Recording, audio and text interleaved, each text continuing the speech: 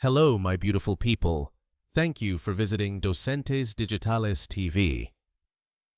In this video, we're going to do the feedback session from the previous video. If this is your first time here, I recommend you watch the previous video where we talked about the Bible Belt. Now, let's test what you've learned. Is the Bible Belt located in the northern United States? No, it's in the southern United States. Does the Bible Belt include states like Texas and Alabama? Yes, it does.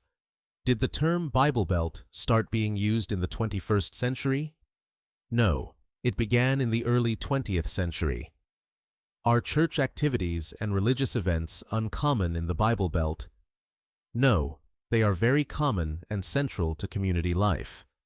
Did revival movements help create the religious culture of the Bible Belt? Yes, revival movements played a major role. Is the Bible Belt a formal political region? No, it's a cultural region, not a formal geographic or political one. Do urban centers like Dallas and Atlanta show only conservative culture? No, they often mix progressive and conservative cultures. Does the Bible Belt have no influence on national politics? No, it has a strong influence, especially on social issues. Is church attendance in the Bible Belt lower than the national average? No, it's higher than the national average. Are all people in the Bible Belt evangelical Protestants? No. While it's dominant, there's still religious and cultural diversity.